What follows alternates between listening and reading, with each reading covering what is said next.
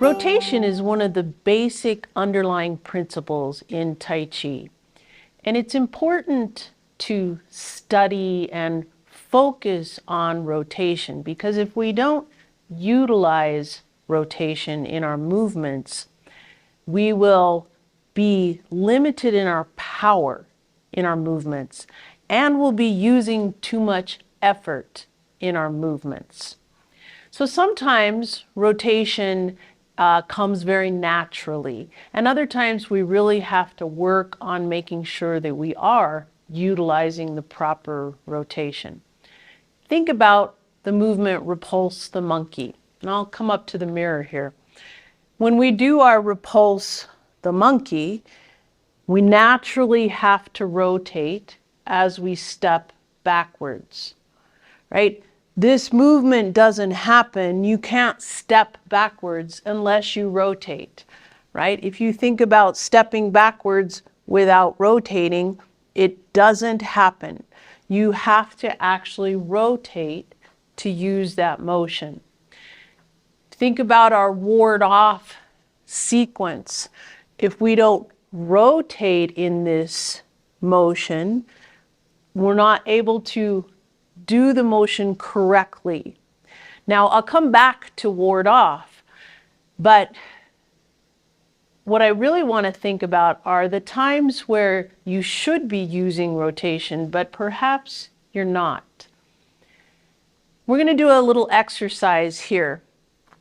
I want you to face forward, and wherever you are, you have a corner, one 45-degree to your right, one 45-degree to your left.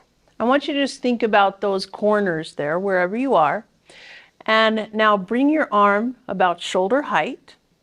And I want you to take your arm and point to that 45 degrees to the right. And now using your right arm, point that 45 degrees to the left. And just point side to side. And think about, okay, I can do this. I have the flexibility to do this. But if I were to have to do this very much, I would get very tired. Now, bring that arm straight to the mirror, straight forward, wherever you are. And now moving from the Dianne, I want you to bring that arm to that 45-degree right. And now bring that arm 45-degree left.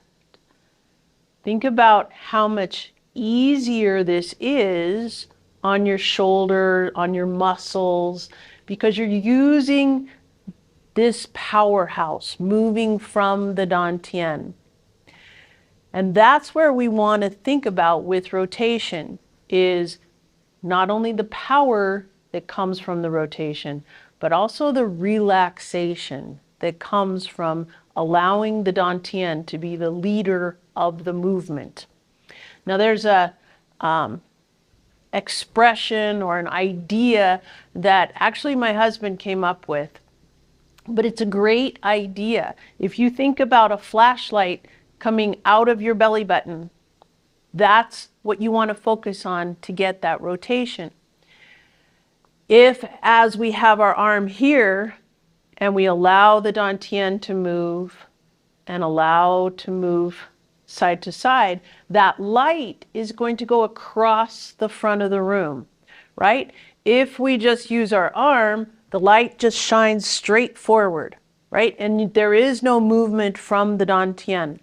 Whereas if you think about that light, that flashlight, and moving from the Dianne, that light's going to travel across the front of the room and travel back. So let's put this to work with wave hands like clouds. Let's not do any stepping yet. With our wave hands like clouds, if you allow the Dianne to be the leader of the movement and utilize your rotation, this now becomes a very easy, gentle, relaxing movement. And think again about that light shining. It's going to cross all the way across the room and all the way back. Whereas if you're just using your arms for your wave hands like clouds, and you face forward, that light is just going to shine forward. And there's way too much effort here, and believe it or not as much power.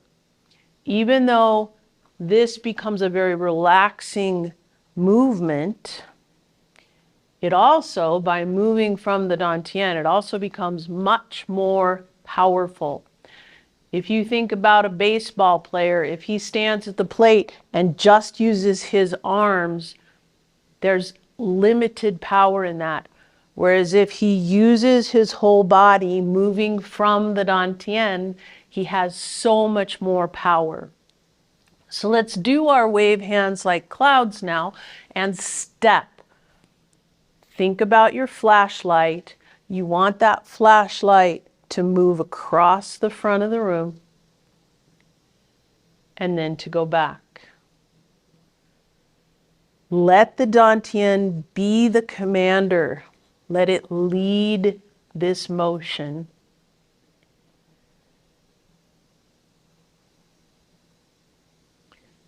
One more step.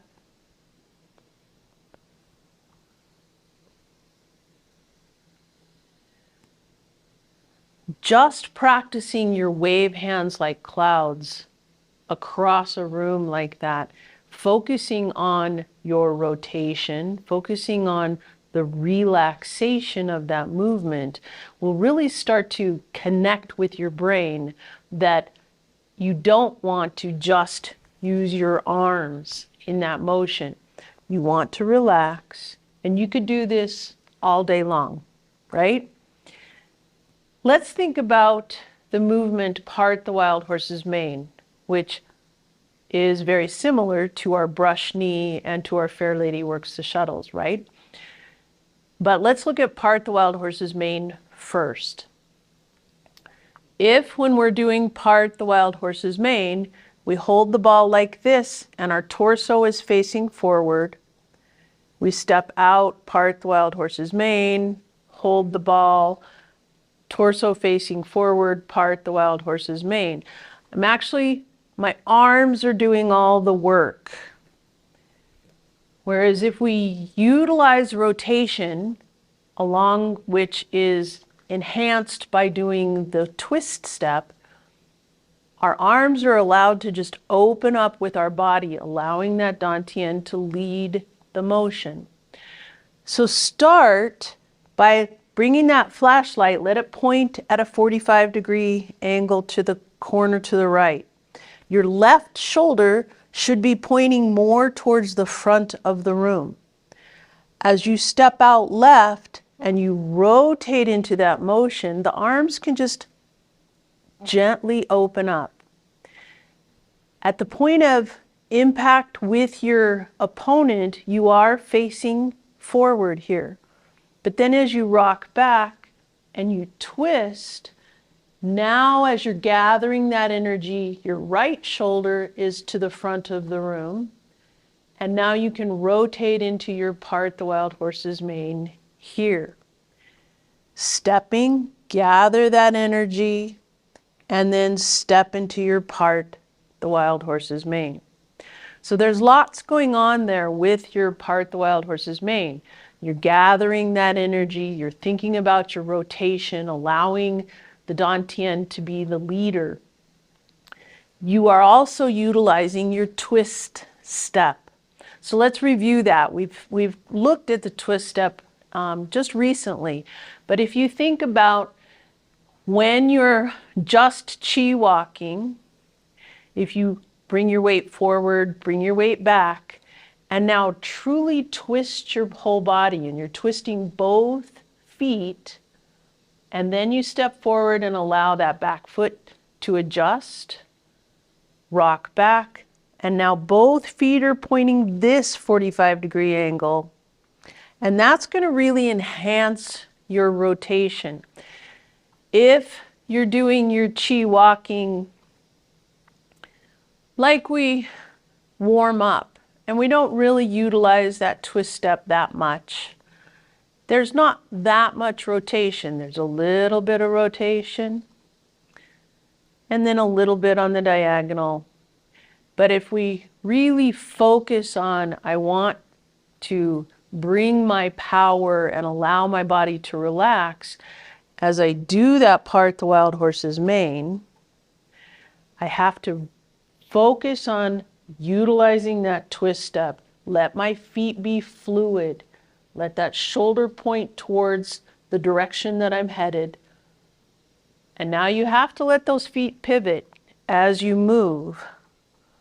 You can't let your feet be stuck to the ground. They have to be fluid. One more step. Part the wild horse's mane. Let's do that same thing with brush knee. If you're holding the ball to the right, your left shoulder should be pointing to the front. Stepping out, just let your body open up. This is your point of impact with your opponent. Then as you rock back to prepare for the next step, utilize the twist step, bring that right shoulder to the front, and now brush knee. Twisting, bringing that left shoulder, brush knee. One more, brush knee. You see how your body just turns and your arms just kind of float out there.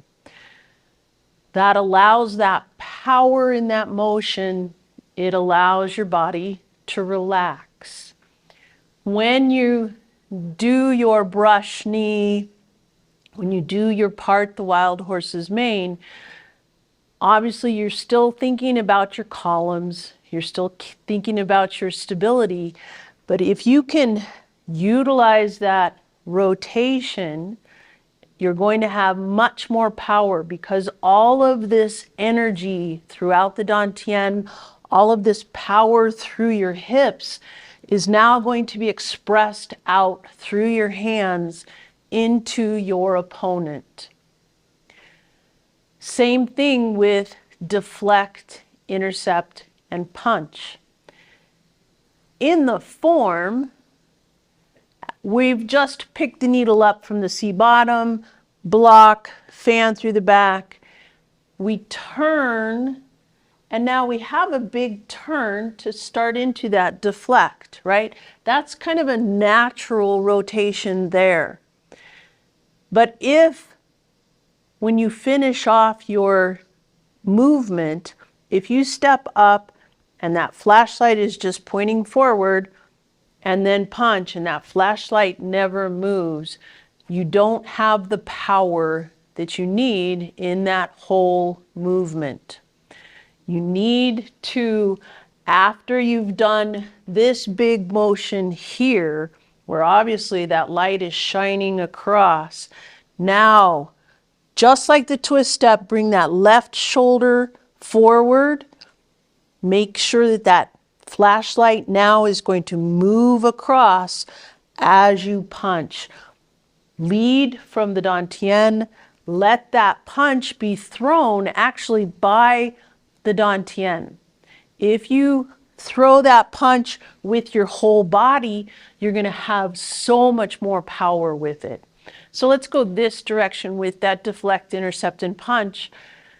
Obviously, we're not doing the big turn like we do in the form, but if you have your hands at your left hip, bring that right shoulder to the front so that your first motion has to have that rotation coming here. Then as you come up, bring your left shoulder to the front and then rotate, let the dantian lead, and throw that punch. So I said I would come back to the ward off sequence because it all kind of comes together with that movement.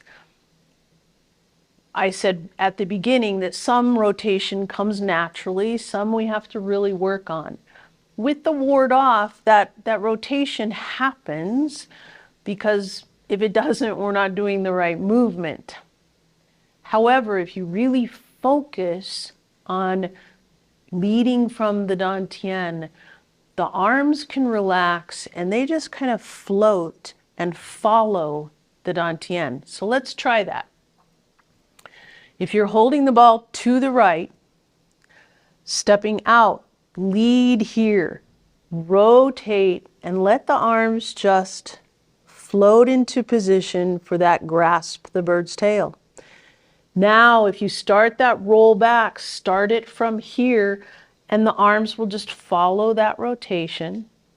And now lead from here, and the arms float out. This leading is even important here, where it comes back for your pushing chi, and then it comes forward into your opponent. So let's try that again.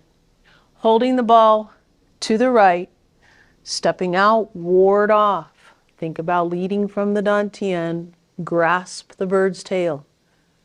Roll back, rotate and press, pushing chi. Bringing your weight over to the right, bringing it back to the left, holding that ball, and stepping out, ward off. Grasp the bird's tail.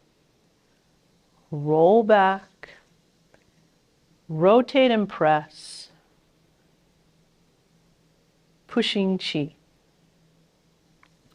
So not only does that rotation, allowing the Dianne to be the leader, not only does it help you bring power and relaxation to that movement, but it also helps keep you within your columns. You know, all of these underlying principles start to weave together. If you think about leading from your hands and you want to reach for that grasp the bird's tail, that's not relaxing and it's not within your columns. If you let the Dianne lead and let the arms float, now you're within your columns. My shoulders are in harmony with my hips. I'm not overreaching with that movement. I don't reach too far back when I roll back. If I just let my Dianne lead, this is where my hands naturally stop. As I rotate and press, coming into my pushing chi, if I let the Dianne lead, this is where it stops. I keep myself within my columns. I'm not focused on my hands. Yes, this is where the power spirals up from the ground. It comes up through the feet, through the legs. Its transfer box is this Dianne, and then it's expressed out through the hands. The power doesn't come from the hands themselves, doesn't come from the arms, doesn't come from the upper body all by itself. That power comes all the way through the body, spiraling out into your opponent, expressed through the hands, is what the Tai Chi Classics says. So rotation, as simple as it seems, you say, well, you just rotate. As simple as it seems, you do need to focus on it. You do need to study and make sure that you are utilizing it to your best ability in your form. Remember, we want to rotate on that central column. All of these things come together to help your body relax and to give you the right amount of power in your movements.